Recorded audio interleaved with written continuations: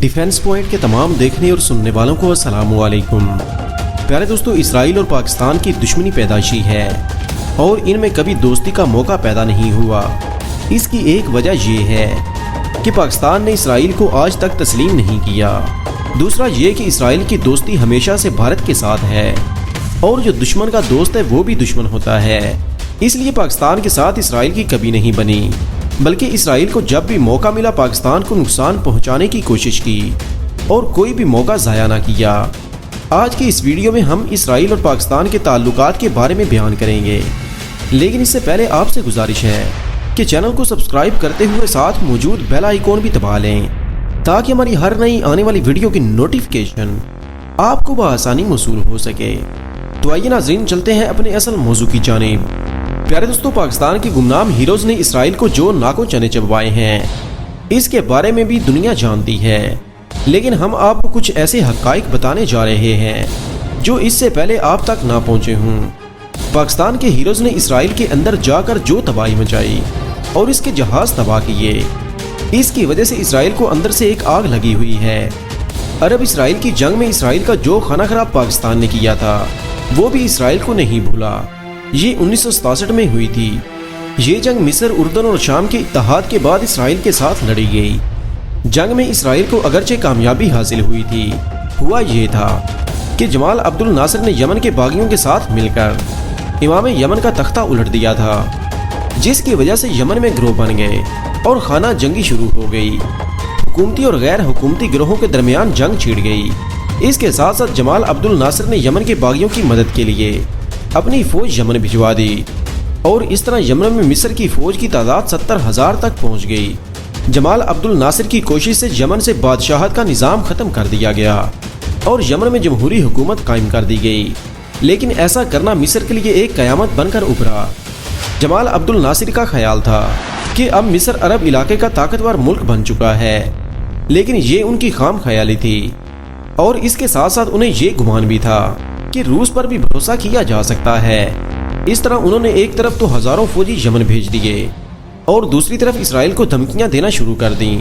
اقوام متحدہ کی فوج 1965 سے مصر کی سرحد پر موجود تھی۔ اس کی واپسی کا مطالبہ شروع کر دیا گیا اور صدر ناصر نے اقوام متحدہ کی فوج کو ہٹانے کے لیے زور دینا شروع کر دیا اور ابنائے ہرمز کو جہاز رانی کے لیے بند کر کے اسرائیل کی ناکہ بندی کر دی۔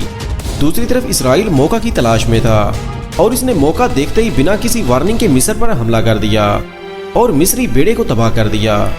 دوسری مشکل یہ تھی کہ مصر کی فوج کا ایک بڑا حصہ یمن میں تھا اور وہ فوری طور پر واپس نہیں آ سکتی تھی، جس کی وجہ سے اسرائیل نے فلسطین اور مصر کے بہت سے علاقوں پر قبضہ کر لیا اور دوسری طرف مغربی بیت المقدس پر بھی قبضہ کر لیا اور اس کے ساتھ ساتھ مصر کے بے شمار فوجیوں کو گرفتار کر لیا اور مصر کے بہت سے ٹینک اور اسلحہ اسرائیل کے قبضے میں چلا گیا یا پھر تباہ کر دیا گیا۔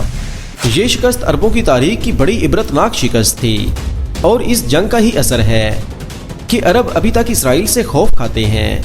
اس شکست کے کھانے کے بعد صدر ناصر کو احساس ہوا کہ اس نے بہت بڑی غلطی کی ہے۔ اس کے بعد اردن اور سعودی عرب سے مفاہمت پیدا کرنے کی کوشش کی گئی۔ سعودی عرب کے شاہ فیصل سے ملاقات کے بعد صدر ناصر نے یمن سے اپنی فوج بلانے کا اعلان کر دیا اور اس کے بعد ساری مصری فوج یمن سے واپس بلا لی گئی۔ اس شکست کی دوسری وجہ یہ تھی کہ مصری فوج کی عسکری تربیت میں کئی ایک خامیاں تھیں، جس کی وجہ سے مصر کو شکست ہوئی۔ مصری سمندر میں اسرائیل کے جہاز نے امریکہ کے جہاز پر حملہ کیا، جس میں 34 امریکی ہلاک ہوئے۔ اسرائیل اور امریکہ نے اس حملے کو غلط فہمی کا نتیجہ قرار دیا۔ اس کے بعد بھی امریکہ نے اس پر تحقیق کرنے سے بھی انکار کر دیا۔ دوسری طرف تجزیہ نگاروں نے اس بات کا اظہار کیا کہ یہ ساری پلاننگ امریکہ اور اسرائیل کی اپنی خود ساختہ تھی۔ ان کی پلاننگ یہ تھی کہ جہاز ڈوب جائے گا تو اس کا سارا ملبہ مصر پر ڈال دیا جائے گا اور اسے اس جنگ میں گھسیٹ لیا جائے گا، لیکن جہاز ڈوبنے سے بچ گیا اور مصر پر الزام لگانے کی نوبت نہیں آئی۔ پیارے دوستو، یہاں آپ کو یہ بھی بتاتے چلیں کہ اس جنگ میں عرب کے ساتھ ساتھ پاکستان کے شاہینوں نے بھی حصہ لیا تھا، جس میں پاکستانی پائلٹس نے 3 اسرائیلی جہازوں کو مار گرایا تھا، جبکہ ان کو کوئی بھی نقصان نہیں پہنچا تھا۔ اصل وجہ یہ تھی کہ عرب ممالک نے پاکستان سے امداد طلب کر لی تھی کہ اسرائیل نے اچانک حملہ کر دیا ہے، ہماری مدد کی جائے، جس کی وجہ سے پاکستان کے طیارے عرب میں پہنچ گئے تھے۔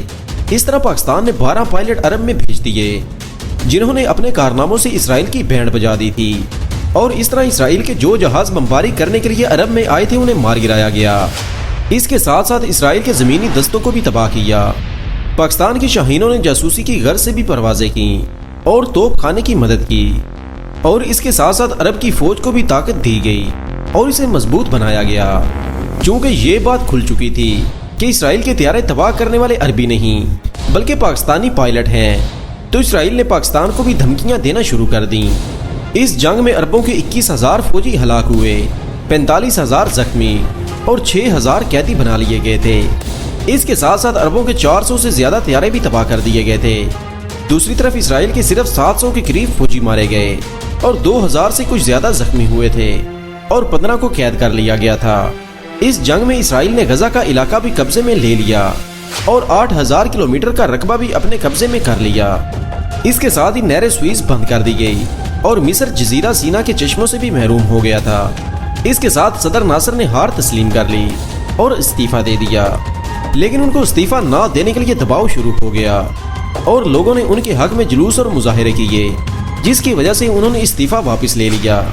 اس طرح صدر ناصر کی اہمیت اور بھی بڑھ گئی، لیکن مصری فوج کی بدنامی شروع ہو گئی اور لوگوں نے فوجیوں کے خلاف آوازیں لگانا شروع کر دیں، اور اس طرح مصر میں فوجیوں کو وردی پہن کر باہر نکلنے پر پابندی لگا دی گئی تھی۔ دوسری طرف عرب ممالک اس ہار کا بدلہ لینے کی تڑپ لیے بیٹھے تھے، جس کی وجہ سے ایک اور جنگ کا سامنا کرنا پڑا۔ اس میں بھی اسرائیل کے خلاف پاکستان کے پائلٹس کو بلایا گیا اور پاکستانی پائلٹس اسرائیل کے خلاف تیار ہو گئے اور اس جنگ میں عربوں کو فتح نصیب ہوئی۔ 67 کی جنگ میں مصر کے معاشی حالات بہت خراب ہو گئے تھے۔ اس کا زیادہ تر انحصار نہر سوئز کے راستے تجارت پر تھا، جو بند ہو جانے کی وجہ سے رک گئی تھی اور اس کی معیشت تباہ حال ہو گئی تھی۔ یہاں یہ بھی بتاتے چلیں کہ مصر کو اس نہر کی وجہ سے 9 کروڑ سے زیادہ ڈالرز کی آمدنی ہوتی تھی، جو رک گئی۔ اس نہر پر اسرائیل نے قبضہ کر لیا تھا، جس کی وجہ سے مصر کا کاروبار ٹھپ ہو گیا تھا، لیکن اس نقصان کو پورا کرنے کے لیے سعودی عرب اور شام اور لیبیا سامنے آ گئے اور انہوں نے مصر کی امداد شروع کر دی، جس سے اس کی معیشت کچھ بہتر ہو گئی تھی۔ 1968 میں جمال ناصر نے روس کا دورہ کیا، جس کی وجہ سے روس نے مصر کا ہاتھ پکڑا اور مصر کو دوبارہ اسلحہ فراہم کرنا شروع کر دیا۔ سب سے پہلے روس نے مصر کو میزائل دیے، جو زمین سے فضا میں مار کرنے کے لیے استعمال کیے جاتے تھے، اور اس کے ساتھ ساتھ سپر سونک جیٹ طیارے بھی مصر کو دیے گئے اور 500 ٹینک بھی دینے کا وعدہ کیا۔ اس طرح مصر کی معیشت میں بہتری آنی شروع ہو گئی۔ مصر کے صدر تبدیل ہو گئے تھے اور جمال ناصر کی جگہ انور سادات آ گئے تھے۔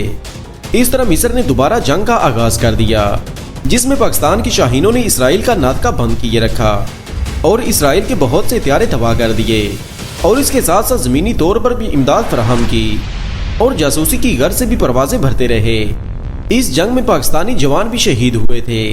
اس طرح مصر کے حالات بہتر ہونا شروع ہو گئے تھے۔ اس کے بعد جنگ بندی ہوئی تو نہر سوئز کھول دی گئی تھی، جس کی وجہ سے مصر کو پھر سے آمدنی شروع ہو گئی تھی۔ پاکستان کے پائلٹوں نے جو کارنامے اس جنگ میں دکھائے، عرب دنیا آج بھی ان کو یاد کرتی ہے، اور اسرائیل نے تو خاص طور پر اس جنگ میں پاکستانی پائلٹس کے ہاتھوں جو سبکی اٹھائی تھی اسے یاد رکھے ہوئے ہے۔ پیارے دوستو، آج کی ویڈیو میں بس اتنا ہی۔ آخر میں دعا ہے کہ اللہ پاک ملک پاکستان کو دن دگنی اور رات چگنی ترقی عطا فرمائے اور اس کے دشمنوں کو نیست و نابود فرما دے، آمین یا رب العالمین۔ آپ تمام احباب سے بھی التماس ہے کہ آپ پاکستان کو، پاک افواج کو اور اس کے گمنام سپاہیوں کو اپنی دعاؤں میں ضرور شامل رکھیے گا، اور ان سے اپنی محبت کے اظہار کے لیے کمنٹس باکس میں پاکستان زندہ باد، پاک افواج پائندہ باد اور دھرتی ماں کی گمنام سپوتوں کو سلام کا نعرہ ضرور بلند کیجیے گا۔ جلد ہی حاضر ہوتے ہیں ایک نئی ویڈیو کے ساتھ، تب تک اپنا اور اپنے پیاروں کا ڈھیر سارا خیال رکھیے گا۔ اللہ نگہبان۔